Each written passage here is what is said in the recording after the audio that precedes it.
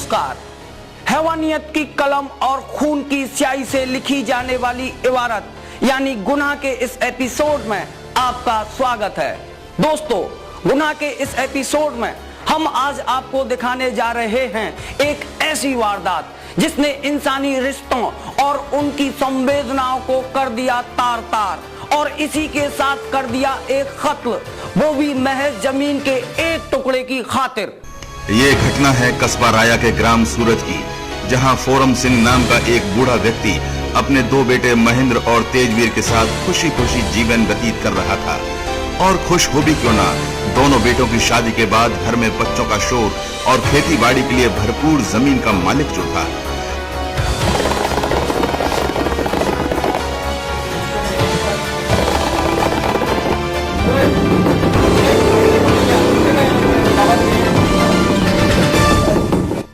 लेकिन उसकी किस्मत को शायद ये मंजूर न था और इसी विधि के विधान के चलते जो जमीन उसकी संपन्नता की कारण थी, वही जमीन उसके परिवार के बिखरने का कारण बन गई। और फिर अचानक शुरू हो गया फोरम सिंह के दोनों बेटों यानी महेंद्र और तेजवीर में जमीन को लेकर वाद विवाद। तुमको ना मिली जमीन? हमें तो कूड़ा दे दिया तुम लोगों ने। कूड़ा काट दिया? चलो ठीक है, जाओ काम कर रहे हैं हम, जमीन की बात आ गई तो जमीन बढ़िया लग गई, मस्ती जा रही है तो फिर मौका दियो। तुम जब देखो जमीन की बात दो, मेरी की बात दे। तुम बात नहीं की बात जब वही तो करेगा की बात होगी। चल हाँ बैठ के चलो कल बात करनी तो जमीन की बात तुम जब देखो। जमीन को लेकर आखिर ऐसा क्या विवाद था जो पिता के जीवित होने के बावजूद इस कदर बढ़ता चला गया कि घर का एक चिराग हमेशा के लिए बुझ गया। आइए आपको बताते हैं जमीनी विवाद का वो कारण जिसने दो सगे भाइयों को नदी के दो किनारों की तरह बांट दिया।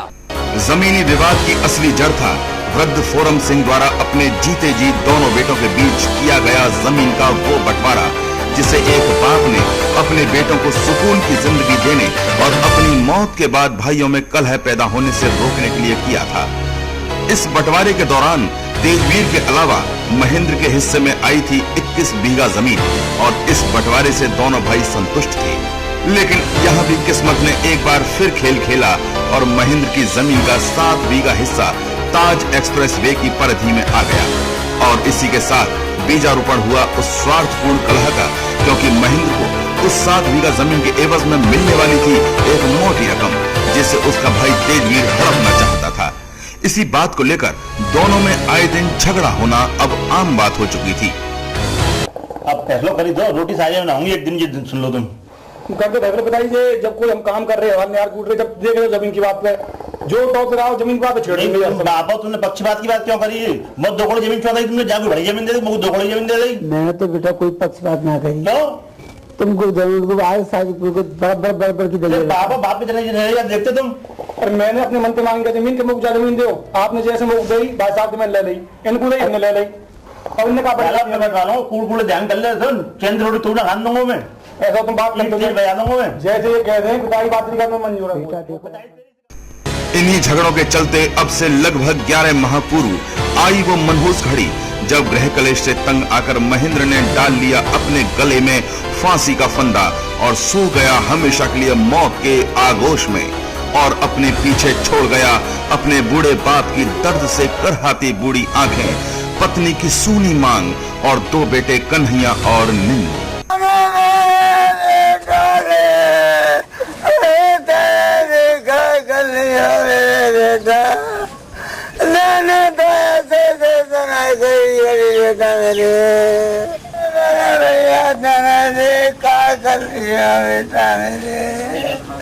अरे मेरे बेटा को जीते जी मार गया बेटा मेरे।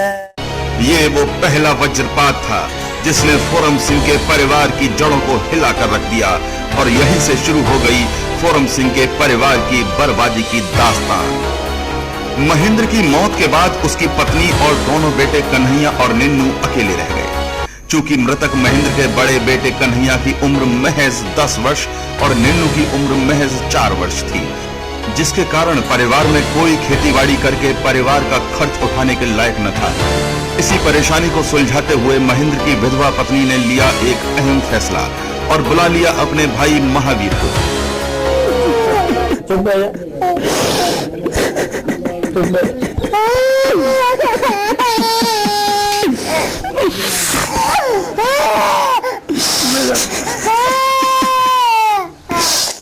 क्योंकि महावीर भी अपनी बहन का परिवार बिखरने से दुखी था, लेकिन उसने बहन की सहायता करना ठीक समझा और अपने मृतक बहनोई महेंद्र के हिस्से की जमीन पर खेती बाड़ी कर अपने बहन और भांजे को पालने लगा। सब कुछ ठीक ठाक चल रहा था, लेकिन मृतक के भाई तेजवीर की आंखों में खटकने लगा था महावीर, क्योंकि महावीर के रहते तेजवीर अपने मंसूबे पूरे नहीं कर पा रहा था। और खटकता भी क्यों ना, आखिर महेंद्र के जाने के बाद जमीन कब्जाने की राह जो आसान हो चली थी, लेकिन महावीर के आने से रोड़ा जो अटक गया था। अपनी इस बेचैनी का जिक्र तेजवीर अक्सर अपने साले के घर जाकर उससे किया करता था, जिसे उसके साले का पुत्र ऊधम सिंह बड़े गौर से सुनता था। कुछ ना कट रही है बस, और बाहर खेत में बंद लगा है इनको। बनाओ बाहर करते हैं वो लोग कौन सा है? आज एक तो लेके आओ ढेर पैसा में दूंगे और बंदी आओ और भागी आओ सारो दर्शन दे रहा है। दुकानदार तो है ये फॉलो को झुराओ। ऊधम सिंह उर्फ लेखपाल की दिलचस्पी को देख तेजवीर ने खेला अपना खतरनाक खेल और उसमें उसे भी भागीदार बना लिया। और अपनी विधवा भाभी की तर्ज पर तेजवीर ने भी अपने साले के बेटे ऊधम सिंह उर्फ लेखपाल को अपने साथ घर में रख लिया। और फिर दोनों के द्वारा जमीन छोड़ने का दबाव डाला जाने लगा अपनी विधवा भाभी और उसके भाई महावीर पर, जो ताज हाईवे प्रोजेक्ट में जानी थी और जिसके एवज में मिलनी थी मोटी रकम। दोनों के दबाव का कितना हुआ असर? क्या वो हो पाए अपने मंसूबों में सफल?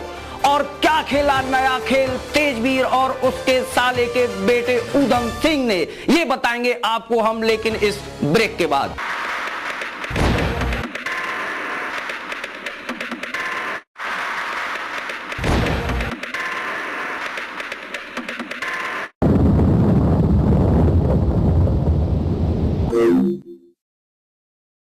ब्रेक के बाद आपका स्वागत है।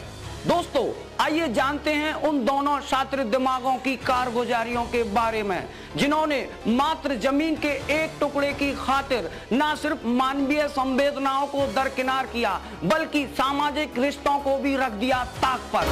तेजवीर और ऊधम सिंह के तमाम प्रयासों के बावजूद दोनों बहन भाई टस से मस नहीं हुए और तेजवीर को अपनी जमीन देने से साफ तौर पर इनकार कर दिया।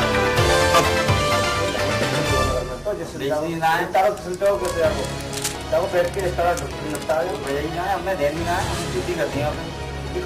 अच्छा पालने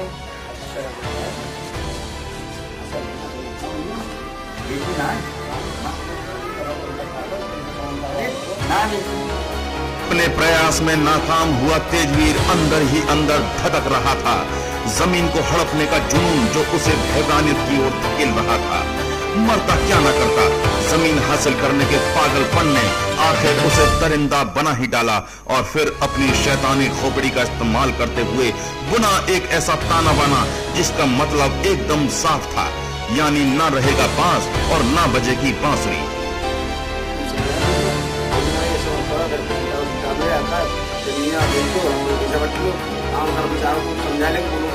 और इसी खतरनाक इरादे को लेकर उसने मृतक के भाई वारिसाना हक के दावेदार को ही मिटाने का षड्यंत्र रच डाला।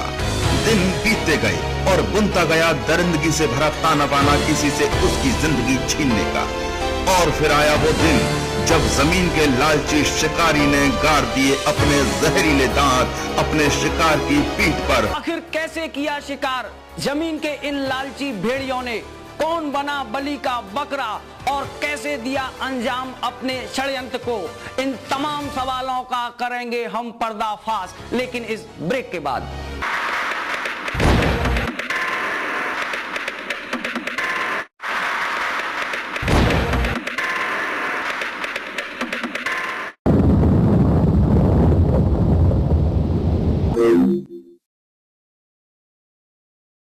ब्रेक के बाद आपका स्वागत है। दोस्तों आइए उठाते हैं तेजवीर और ऊधम सिंह के षड्यंत्र पर पड़े उस पर्दे को जिसमें छिपी थी इन दोनों के शातिर दिमाग की दरिंदगी भरी खौफनाक दास्तान। तारीख 28 जून 2008, दिन शनिवार, समय दोपहर के लगभग 2 बजे। रोजाना की तरह अपनी नई साइकिल पर सवार 10 वर्षीय कन्हैया चला जा रहा था अपनी धुन में उस खेत की ओर जहां उसका मामा महावीर खेतीबाड़ी में लगा हुआ था। कन्हैया इसी तरह रोज अपने मामा को खाना देने जाता था और इस दिन भी यही हुआ। वह हाथ में मामा के खाने का टिफिन लेकर चला जा रहा था, किसी भी खतरे से अनजान। लेकिन उस मासूम को क्या पता था कि जिस रास्ते पर वह जा रहा है उस रास्ते से वह कभी नहीं लौटेगा। प्यारो लाला मामा रोटी दे यार आया तो आया जल्दी जल्दी काम नहीं आया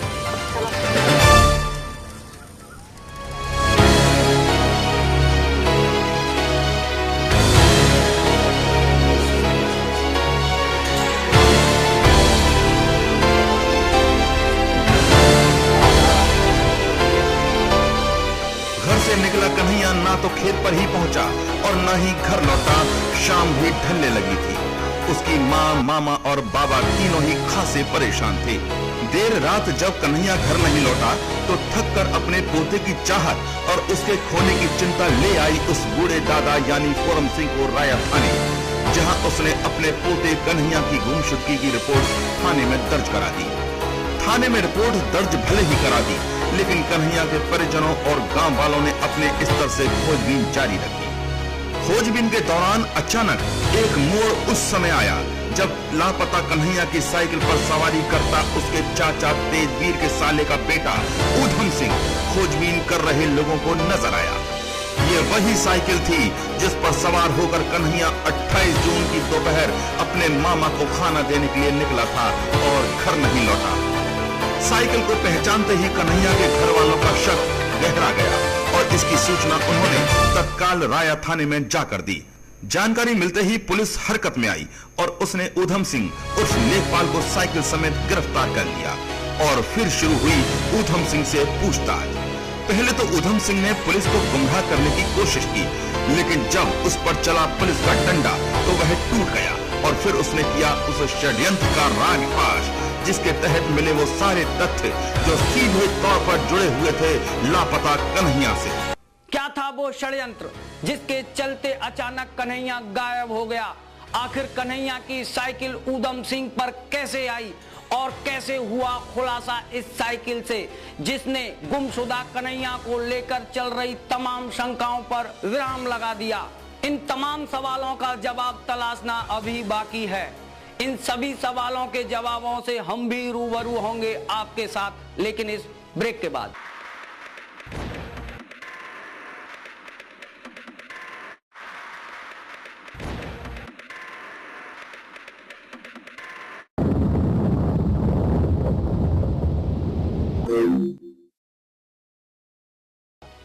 ब्रेक के बाद आपका स्वागत है। आइए हम आपको रूबरू कराते हैं उस कड़वी और दिल दहलाने वाली हकीकत से जिसे सुनकर हर किसी की आंखें डबडबा उठी। दिल को दहला देने वाली ये हकीकत थी कन्हैया की गुमशुदगी को उसकी मौत में तब्दील कर रही वो दास्तान। सवेरे पूरे गाँव में जनता कैसे डाल रहे हो गाँव में नहीं सकते ये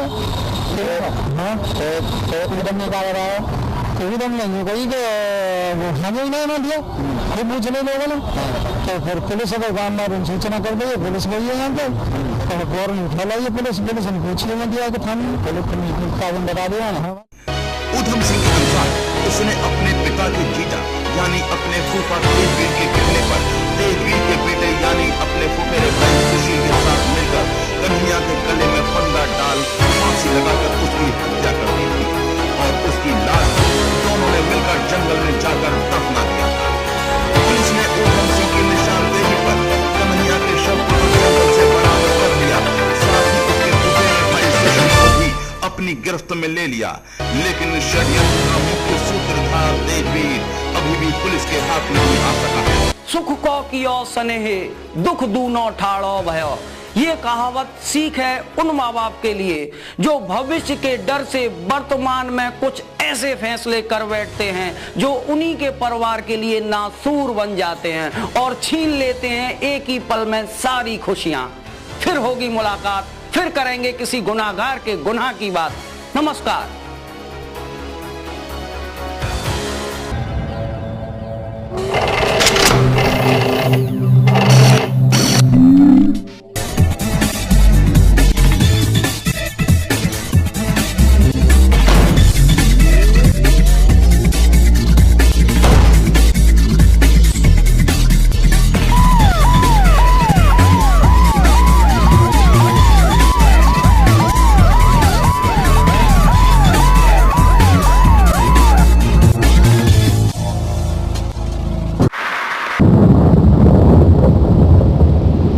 Thank you.